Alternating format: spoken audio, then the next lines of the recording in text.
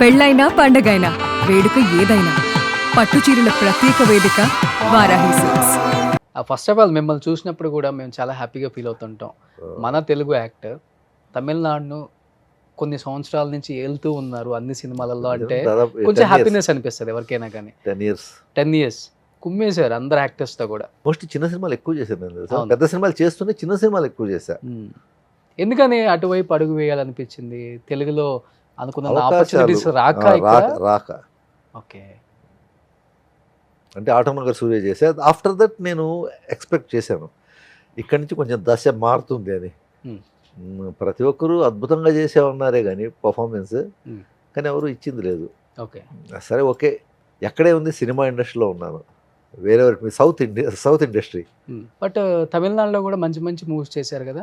అవి చేసిన తర్వాత ఆటోమేటిక్గా తమిళ్లో మూవీస్ అన్నీ కూడా తెలుగులో రిలీజ్ అవుతాయి. రీమేక్ లేకపోతే డబ్బింగ్ ఏదో విధంగా వస్తూనే ఉన్నాయి. ప్రతి సినిమాలో మీరు కనిపిస్తారు. అవి కనిపించిన తర్వాత కూడా మన డైరెక్టర్స్, మన ప్రొడ్యూసర్స్, మన హీరోస్ మన మధు కదా ఒకప్పుడు బాగా చేశారు, మన తెలుగులో ఎందుకు తీసుకోవట్లేదు? నాకు తగ్గ క్యారెక్టర్స్ అనుకోలేము వాళ్ళు. మేబీ అలా ఉంటే పిలిచిండే వాళ్ళేమో తెలియదు. ఏదే కానీ పాజిటివ్గా తీసుకోవడం బెస్ట్. వాళ్ళు పిలవలేదు. ఇప్పుడు ఇది అనుకోకుండా చేసింది 2 సినిమాలు. త్రివిక్రమ్ గారితో ఒక ఇంట్రడక్షన్. సో అతనికి నేను అనిపించాను కంపేరింగ్ టు నాకు దీనికి ఈ క్యారెక్టర్ చాలా బాగుంటుంది. గుంటూరు కరం కింద ఈ క్యారెక్టర్ ఓకే అట్లీస్ట్ ఒక అంటే ఇది ఉంటుంది మనది, ఒక 6 సీన్లు ఉంటాయి. నాకు ఒక సపరేట్ ఒక ట్రాక్ ఉంటుంది. ఫస్ట్ మీలో అసలుకి విలనిజం బాగా పండించగలరు, విలన్ లుక్స్ ఉన్నాయి, ఈయనైతే పర్ఫెక్ట్గా ఉంటాడు కదా, విలన్ అంటే ఇలా ఉండాలి కదా అని ఎవరు, ఏ డైరెక్టర్ సార్?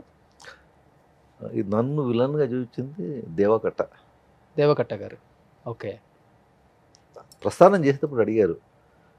అప్పుడు ఆయన కూడా యూఎస్ సంథింగ్ వచ్చేసారు కదా, యూఎస్ నుంచి వచ్చారు ఆయన.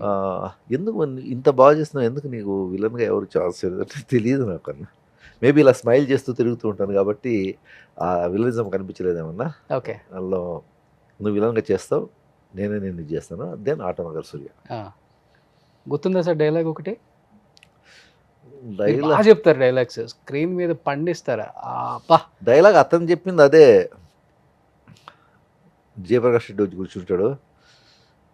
25 ఏళ్ల క్రితం పావలా కూలీగా బదిలిన ఇందిర రూపాయి కిరాయి కోసం యూనియన్ లీడర్ని కూనీ చేసి మరో డజన్ కూనీలు 100 సెటిల్మెంట్లతో 16 యూనియన్ల ప్రెసిడెంట్ అయిన ఇందిర 10 ఏళ్లుగా కార్పొరేట్ సీట్లో కూర్చుని కావుమంద కాకినెల కేవుమనిపిస్తూ 6,000 కోట్ల సామ్రాజ్యాన్ని సామంతరాజుగా వెళ్ళిన ఇందిర ఆఫ్టర్ ఆల్ నలుగురు బచ్చాగాళ్ళ చేతులు బోఫన్ ఈ రోజు నా కాళ్ళ కింద చెమటలు కక్కుతూ కూర్చున్నాడంటే ఆ 25 ఏళ్లుగా నీ దగ్గర ఉన్నదేంటి, ఈ 4 వారాల్లో నీవు పోగొట్టుకున్నదేంటి, ఈ 4 వారాల్లో నువ్వేం పోగొట్టుకున్నావో నీకు తెలుసా?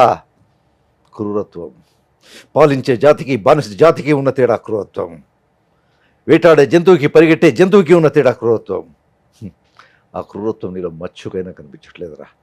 ఇది జేపీ గారికి చెప్తాను. This is my first dialogue. సినిమాలోనే ఫస్ట్ షూట్ చేసింది. విలన్గా చేయాలనుకున్న చాలా మందికి ఇన్స్పిరేషన్ అవుతుంది ఈ డైలాగ్. ఇది విని వెళ్తారేమో. ఎన్ని ఇయర్స్ అయింది ఆటోనగర్ సూర్య రిలీజ్ అయ్యి? Almost 2013 10 years. 10 years అయిపోయింది చూడండి. ఇప్పుడు కూడా గుక్క తిప్పకుండా లేదు. దేవా డైలాగ్స్ అలా ఉంటాయి, బాగుంటాయి తెలుసా, గుర్తుండిపోతాయి. అంటే విలన్కి కూడా బాగా వెయిటేజ్ ఉన్న క్యారెక్టర్స్ ఉంటాయి సినిమాలలో. ఎలా సార్, ముందు బాగా హార్డ్ వర్క్ చేస్తారా లేకపోతే చేయగా అలవాటు అయిపోయి? నాకు తెలియదు, నాకు అది ఆటోమేటిక్గా వచ్చేస్తుంది. అప్పటిదాకా చాలా జాలీగా ఉంటాను. స్టార్ట్ కెమెరా వినిపించగానే టోటల్ మారిపోతున్నాను. ఓకే నాకు దీనిలో నా నటన నాకు పునాదులు ఇది చేసింది వచ్చేసి ఒక విధంగా చూసుకుంటే నాకు నటన అంటాను. ఫస్ట్ నేను కెమెరా ఫేస్ చేసింది విజయ్ దళపతి వాళ్ళ నాన్న ఎస్ఏ చంద్రశేఖర్ గారు. ఆయన గారు నన్ను ఇంట్రొడ్యూస్ చేసింది. ఓకే మొన్న విజయకాంత్ గారు చనిపోయారు. ఆయన ఫస్ట్ అతను విజయ్ చేస్తున్న దానిలో ఫస్ట్ టైం నేను పొన్నాంబలం విలన్స్గా చేశాం. ఓకే అలా 3 మూవీస్ నాన్ స్టాప్ చేశాను, హిట్ 3. స్టిల్ ఆ షీల్డ్స్ నా దగ్గర ఉన్నాయి ఇంట్లో. ఓకే దాని తర్వాత ఇంక షీల్డ్ తీసుకోలేదు. సో అక్కడి నుంచి మళ్ళీ ఇటు వచ్చేసాను నేను. సో ఇక్కడ నాకు ఇంకా ఆయన ఓనమాలు ఇంకా కొంచెం యాక్టింగ్లో కొంచెం నన్ను సపోర్ట్ చేసి వచ్చేస్తే మంజుల నాయుడు గారు. ఓకే అక్కడ నేర్చుకున్నా. ఇంకా నా స్కూల్లో అంటే నాకు పడ్డామంటే నటన ఆటోమేటిక్గా నటన రాదు నాకు అప్పుడు ఆ సిచ్యువేషన్కి ఏమనిపిస్తే అది చేస్తాను నేను అంతే. దీనికోసం నేను ప్రిపేర్ అవ్వాలా, దేనికి ప్రిపేర్, అది ఎనీ క్యారెక్టర్ ఓకే నేను ప్రిపేర్ అయ్యి దానిలో మునిగిపోవడం అంటాడేది ఉండదు. కట్ అంటే నేను మారిపోతాను, యాక్షన్గానే ఇదైపోతుంది. బ్లడ్లో ఏమైనా ఉందా, బ్యాక్గ్రౌండ్ ఉందా? ఏం లేదు, ఆ. నా అమ్మ నాన్న ఇది దేవుడు ఇది అంతే, అంతే. అంతే. ఎక్కడ సార్ మీ బ్యాక్గ్రౌండ్ ఏంటి అసలు, ఫ్యామిలీ బ్యాక్గ్రౌండ్? యాక్చువల్లీ ఒంగోలు గిత్త.